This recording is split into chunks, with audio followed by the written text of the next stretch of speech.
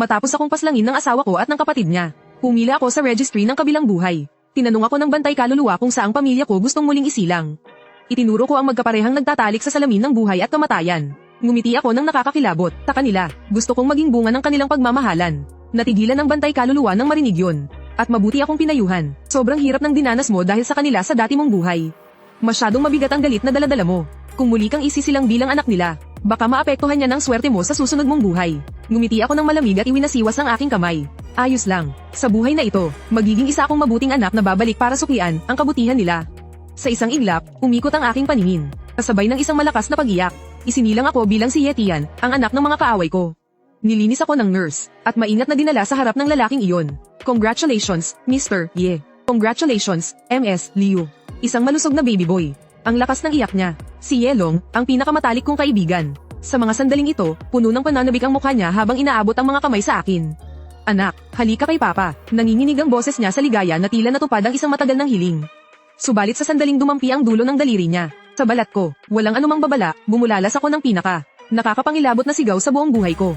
Papa, tingin mo karapat-dapat ka. Ang tili ko ay sobrang talam na sinira nito ang payapang paligid sa delivery room. Nagulat pareho ang nurse at doktor. At si Yelong, sa sobrang takot ay halos mabitawan ako sa sahig. Anong nangyari sa kanya? Okay lang naman siya kanina. Agad akong kinuha pabalik ng nurse. Pagkaalis ko sa mga bisig ni Yelong, agad na hamina ang pag-iyak ko. Nooy mula sa kama, narinig ang boses ni Liuro. Mahina at malumanay na boses niyan. Hayaan mo akong kargahin siya. Nang marinig iyon, binuhat ako ng nurse palapit kay Liuro yan. Habang tinitingnan ng mukhang minsan kong minahal ng hanggang sa buto, nanlamig ang puso ko. Maingat niya akong kinarga sa kanyang mga bisig. Agad akong tumigil sa pag-iyak. Humanap ako ng komportableng posisyon at mahimbing na nakatulog. Ang maamo at tahimik kong itsura ay parang ibang tao kumpara kanina. Habang pinapanood ang eksenang ito, nagsalubong ang kilay ni Yelong na parang bumubuo ng bundok. Pero si Liuro yan ay ngumiti. Hinalikan niya ang aking noo. Puno ng pagmamahal ng isang ina ang kanyang mga mata.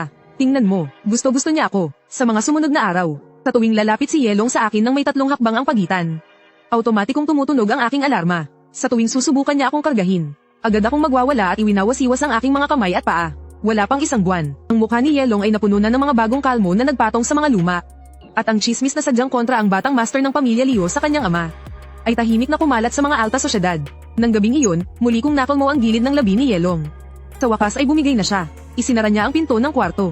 At sinigawan ako habang nasa kuna. Ano ba talaga ang gusto mo? Demonyo ka ba? Bakit ako lang lagi ang pinupuntirya mo? Nakatitig lang ako gamit ang aking malaki, malinaw, at inosenteng mga mata. Tahimik siyang pinagmamasdan. Oo, ako ang demonyong naparito para kunin ang buhay mo. Nang makita niyang hindi ako umiiyak o nagwawala, medyo nahimasmasan si Yelong. Huminga siya ng malalim na parabang kinukumbinsi ang sarili. Isa ka lang namang sanggol na walang kamuwang-muwang. Nanginginig niyang iniabot muli ang kanyang kamay sa akin, na parabang may gusto siyang patunayan. Sa sandaling iyon, bumukas ang pinto. Pumasok si Liuro yan na may dalang bagong timplang gatas. Nang makita niyang nahihirapang abutin ng asawa niya ang kanilang anak, mabilis siyang sumugod para yakapin ako ng mahigpit. Yelong, anong ginagawa mo? Desperadong nagpaliwanag si Yelong. Gusto ko lang siyang yakapin. Niyakap ako ni Liuro yan at marahang pinatahan.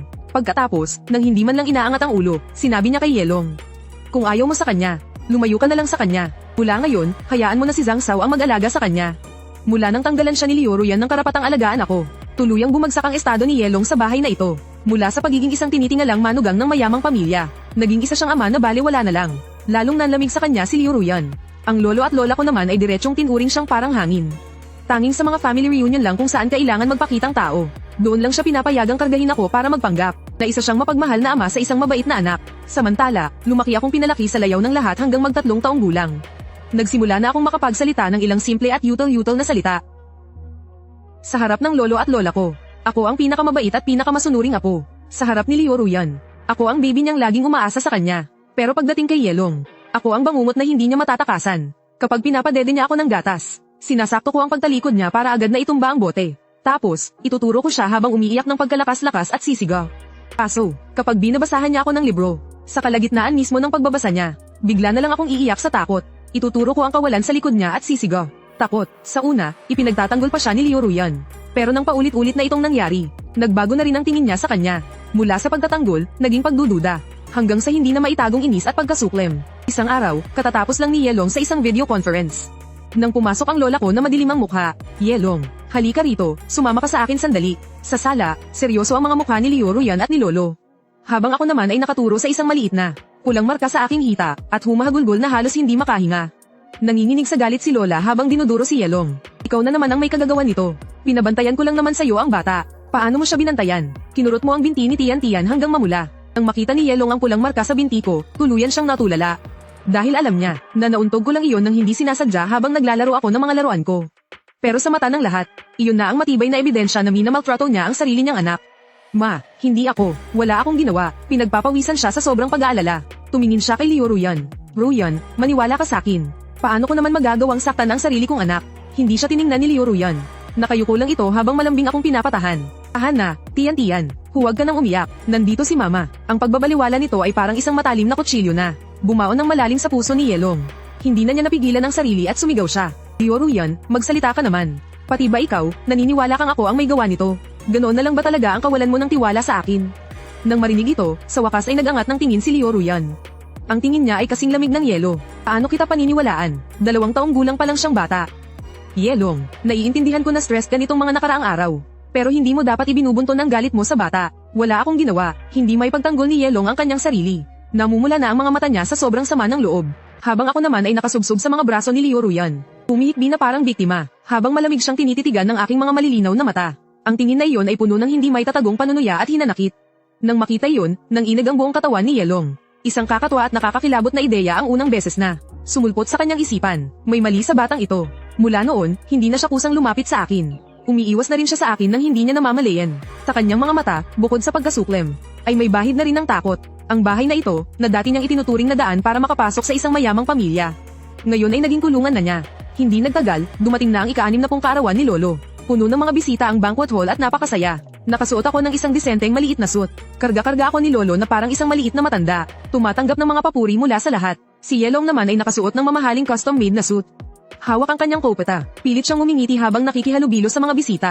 Pero alam kong naghihintay siya ng isang pagkakataon. Isang pagkakataon para maipakita sa lahat ang kanyang pagiging isang mapagmahal na ama. At para may salba ang kahit kaunting natitira niyang dangal. Gaya ng inaasahan, noong oras na para hiwain ang cake, may dala-dala siyang isang maliit na piraso ng cream cake. At dahan-daang lumapit sa akin. Tian, baby ko, halika, susubuan ka ni Papa ng cake. Sigurado siyang sa ganitong okasyon. Hindi ko siya ipapahiya, pero nagkamali siya ng akala. Matagal ko nang hinihintay ang araw na to. Agad akong nagpumiglas at bumaba mula sa pagkakakarga sa akin ni Lolo. Parang nakakita ako ng isang halimaw, sunod-sunod akong umatras. Ang munti kong mukha ay puno ng takot at pag-ayaw. Ayoko, yutal-yutal kong sigaw. Nang makita yun, biglang nanigas ang ngiti sa mukha ni Yelong. Ang mga kamag-anak sa paligid ay napatingin din, na para bang nanonood ng isang magandang eksena. Natarante siya, humakbang pa siya ng isa pasulong. Sinusubukang hawakan ng kamay ko. Tian, huwag kang matakot, walang masamang intensyon si Papa.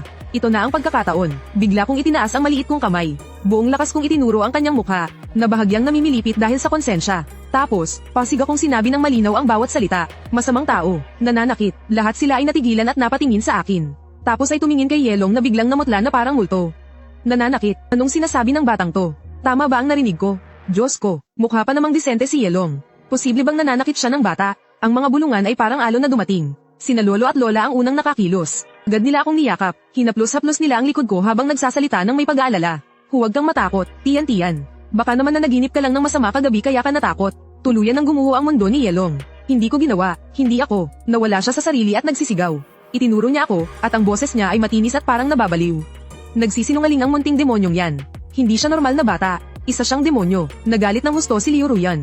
Tumahimik ka. Sumugod siya at sinampal ng malakas si Yelong sa mukha. Nababaliw ka na ba? Paano mo nasasabi ang mga ganyang bagay sa isang 2 taong gulang na bata? Nakasubsob ako sa dibdib ni Lolo. Habang pinapanood ang 2 hayop na yun na magkagalit, naramdaman ko ang panginginig sa tuwa sa loob-loob ko. Mas lalong gumaganda ang palabas na to. Ang iskandalong iyon sa birthday party ang naging huling pako sa kabaong ni Yelong. Baliw, nang-aabuso, amang isinumpa ng sariling anak. Ang mga bansag na ito ay damaykit sa kanya na parang linta. Dahilan para hindi na siya makaharap sa buong pamilya Liu at maging sa buong alta sosyedad. Mas lalo pang iniiwasan ni Liu Ruyan si Yelong na parang may salot. Pag-uwi niya ng bahay ay agad siyang nagkukulong sa kanyang kwarto. Mas gugustuhin pa niyang makakita ng multo kaysa makita ang asawa niyang sinasabing mahal na mahal niya. Dahil sa tuluyang pag-iisa, ang kondisyon ng pag-iisip ni Yelong ay kitang-kitang nanghina. Hindi na siya naglakas loob na kusang lumapit sa akin. Pero sa tuwing titingin siya sa akin, puno ng matinding galit at takot ang mga mata niya. Sinimulan niya akong saktan ng palihim. Sinasadya niyang gumawa ng nakakairitang ingay kapag natutulog ako. Hindi sinasadyang natatabig ang aking watercolor palette habang nagpipinta ako.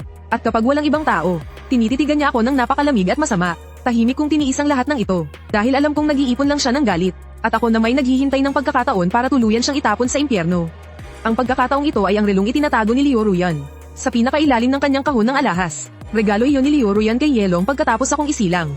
Nakaukit doon ang mga inisyal ng kanilang mga pangalan. Ito ang simbolo ng kanilang pagmamahalan. Taniempo ko ang oras na umalis si Liu Ruyan para magpa-beauty salon. Dahan-dahan akong pumasok sa kanyang walk-in closet. Hinalungkat ko ang magandang kahon na peles. Nang walang anumang pag-aalinlangan, buong lakas ko itong ibinagsak sa sahig. Pagkatapos ng isang malutong na lagapak, nabasag ang salamin ng relo. Kumalat ang mga bubog sa sahig. Hindi sinasadyang nasugatan ako ng mga bubog. Halos hindi ako makatayo sa tindi ng sakit. Pinahid ko ang ilang patak ng dugo sa paborito kong modelong dinosaur. Pagkatapos ay niyakap ko ito. Dala-dala ang ebidensya ng krimen, patakbo akong lumabas ng kwarto. Lolo, Lola, ang sigaw kong may kasamang hagulgol ay ikinagulat ng lahat kaya napatingin sila sa akin. Nakita nila akong gusot-gusot ang damit at nanginginig ang buong katawan. Hawak-hawak ang isang larwang dinosaur na may dugo. Nang makita iyon, si Lola ang unang sumugod palapit. Agad akong sumubsob sa yakap ni Lola. Humagulgol ako ng humagulgol hanggang sa halos maubusan ng hininga. Gamit ang mga salitang matagal ko ng pinaghandaan at pinractice. Binuo ko ang pinaka-perpektong kasinungalingan. Masama si Papa. Ayaw ni Papa kay Mama.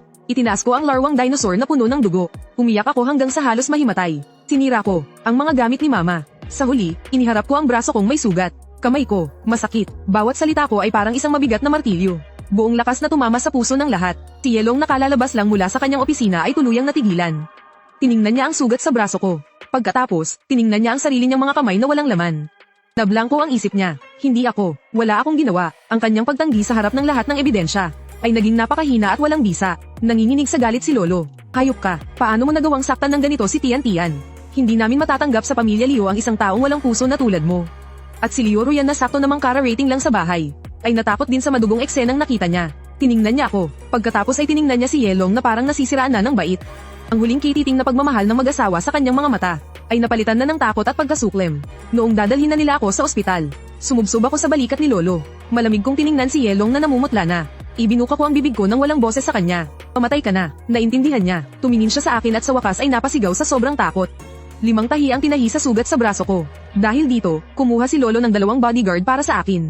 24 na oras silang nagpapalitan. Ang nag-iisa nilang misyon ay siguraduhin si Ye Long ay hindi makakalapit sa akin ng mas malapit sa 3 metro. Samantala, si Ye Long ay tuluyang ikinulong sa kwarto nila ni Liu Ruyan. Narinig ko na parang baliw siyang nagbabasag ng mga gamit. Sumisigaw na isa raw akong demonyo. Sinasabi niyang ako mismo ang samugat sa sarili ko. Sayang lang at walang naniwala sa kanya. Sino ba namang maniniwala sa sinasabi ng isang baliw na ang alam lang ay manakit ng bata? Pero alam kong hindi pa ito sapat. Ang house arrest ay hindi ang katapusan. Ang gusto ko ay ang tuluyan siyang mawala sa bahay na to at sa akin. Ang tuluyang pagkawala niya sa buhay ko. Nang araw na yon, pinalayo ko ang mga bodyguard. Pagkatapos, dahan-dahan akong pumunta sa pinto ng kwarto niya. Hindi nakalak ang pinto, nakaupo siya sa carpet. Nasa harap niya ang relo na sinira ko. Tinulak ko ang pinto at pumasok ako. Nang makita niya ako, para siyang isang kunwang nagulat. Bigla siyang umurong sa sulok. Puno ng takot ang mga mata niya.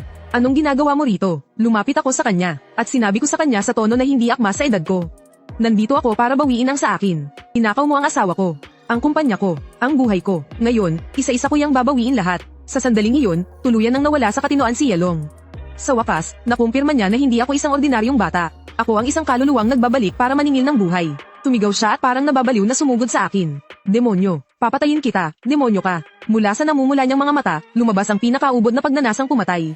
Hinawakan niya ang braso ko at kinalagkad ako palabas. Hindi ako lumaban. Sa katunayan, nakikisakay pa nga ako sa kanya. Dahil alam kong sa loob ng 10 segundo, lalabas si Lolo mula sa kanyang study at bababa para inumin ang kanyang pang-araw-araw na afternoon tea. Mamatay ka na. Hayop kang bata ka. Tuluyan nang nabaliw si Yelong.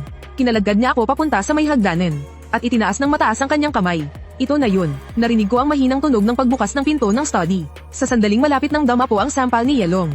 Ginamit ko ang buong lakas ko para magpakawala ng pinakamatining na sigaw. Papa, huwag mo kong itulak. Pagkatapos, ako na mismo ang bumitaw sa kamay niya at gumulong pababa sa napakaraming malamig at matigas na baitang ng hagdan.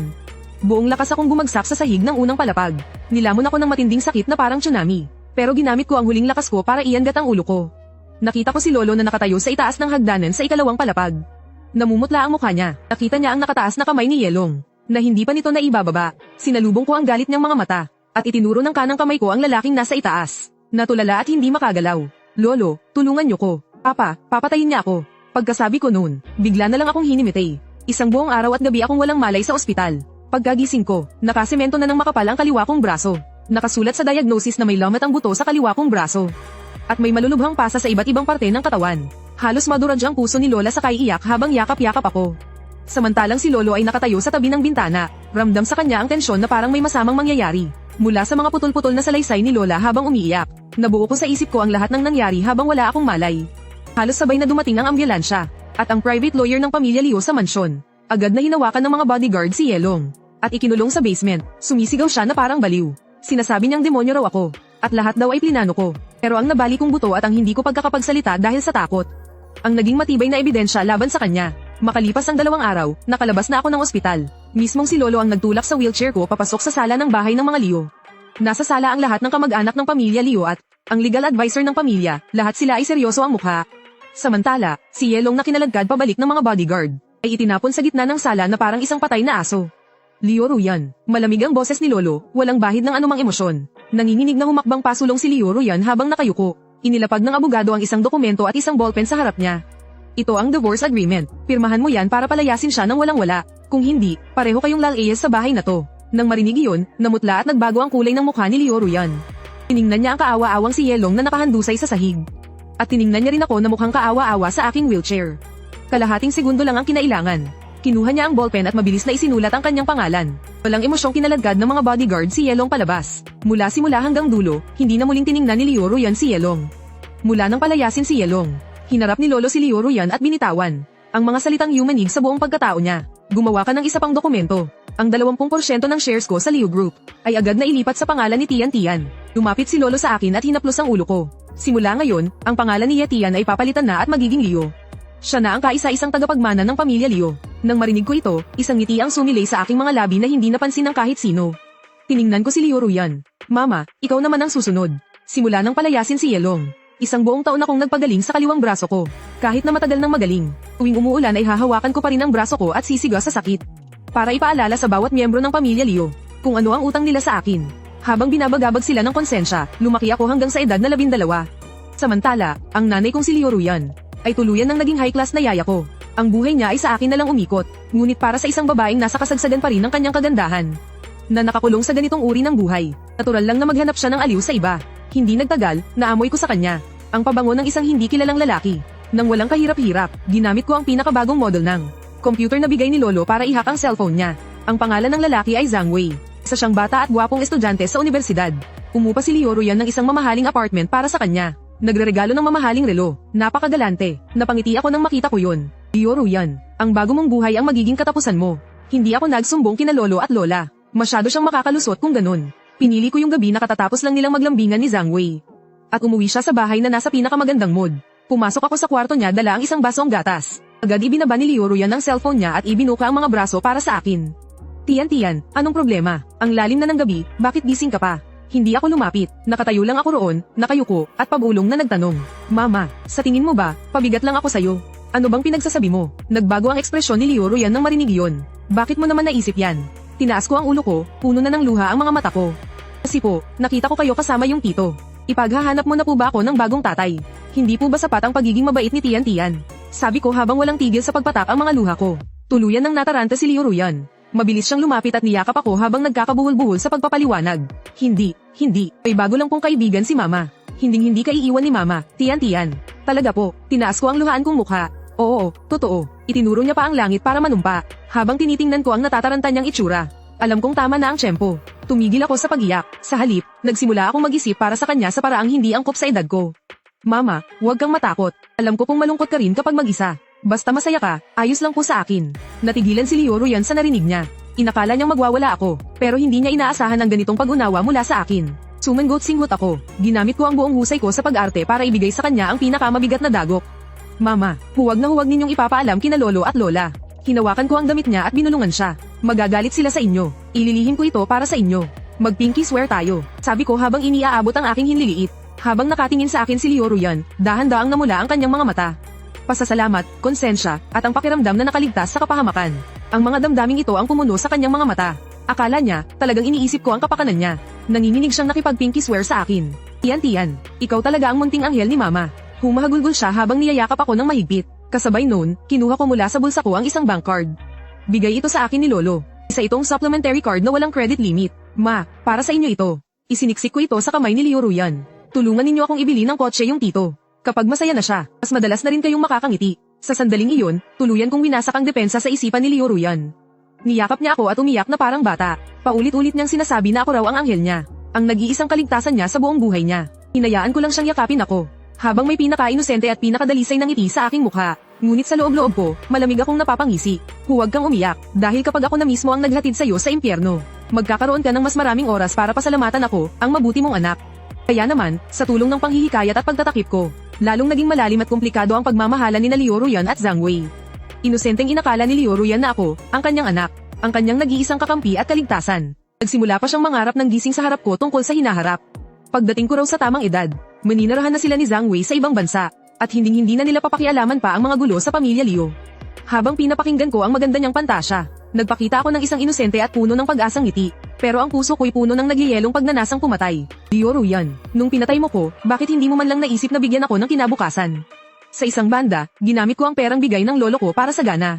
Natustusan ang pag-iibigan nila, habang sa kabilang banda naman, gamit ang isa pang cellphone, palihim kong kinontak si Zhang Wei. Alam kong isa lang siyang lalaking estudyante sa kolehiyo na galing sa hirap. Alam kong uhaw siya sa posisyon. Gustong-gusto niyang makapasok sa alta sosyedad. At alam ko rin na sa kaibuturan niya, isa siyang lalaking sikim at tanga. Gumamit ako ng anonymous na pagkakakilanlan at nagpanggap bilang best friend ni Liu Ruyan. Sinimulan kong itanim sa isip niya ang isang ideya. Mahal na mahal ka ni Liu Ruyan. Pero kontrolado siya ng pamilya niya kaya hindi niya mailantad ang relasyon ninyo. Naghihintay siya ng isang matapang na hakbang mula sa'yo. Sa tingin mo, bakit siya gumagastos ng ganoon kalaki para sa'yo? Dahan-dahan ko siyang kinumbinsi sa mga text ko. Sinusubukan ka lang niya, at pambawi na rin sa'yo. Umaasa siyang maninindigan ka na parang isang tunay na lalaki, at bigyan siya ng isang maayos at opisyal na kinabukasan. Madali kong pinag-alab ang ambisyon ni Zhang Wei. Anong dapat kong gawin? Tanong niya na puno ng pananabik. Itinuro ko sa kanya ang daan. Ang annual meeting ng Liu Group ay sa susunod na linggo na. Iyon ang pinaka-importanteng okasyon para sa pamilya Liu. Lahat ng board member at mga socialite ay darating. Mag-propose ka sa kanya sa harap ng lahat ng tao, para wala na siyang atrasan. Mahal na mahal ka niya. Sa ganoong sitwasyon, para sa'yo, siguradong lalabanan niya ang pamilya niya hanggang sa huli. Para tuluyan siyang mabaliw, ginamit ko pa ang sarili kong pera para palihim. Napadalhan siya ng napakalaking halaga. Ito yung sorpresang pinapabigay sa'yo ni Liu Ruyan. Ituring mo ng future fund ninyo. Sabi niya, pagkatapos ng lahat, sa'yo na ang kalahati ng yaman ng mga Liu. Habang tinitingnan ng mahabang hilera ng mga zero sa bank account niya. Tuluyan nang nawala sa katinoan si Zhang Wei. Labis siyang nagpasalamat sa akin, ang best friend na hindi pa niya nakikita. At nanumpa siyang bibigyan niya si Liu Ruyan ng isang napakalaking sorpresa.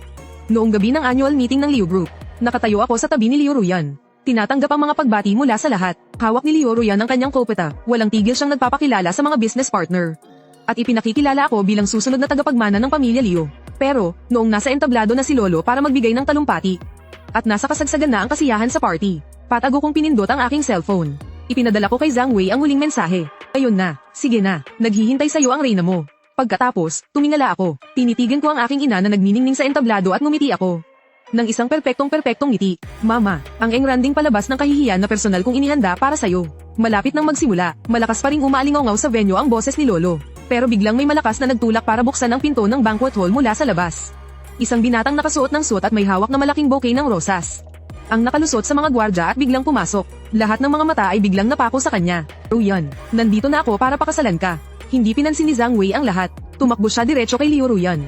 Lumuhad siya sa isang tuhod at itinaas ang hawak niyang diamond ring. Alam kong matagal mo nang hinihintay na lakasan ko ang loob ko.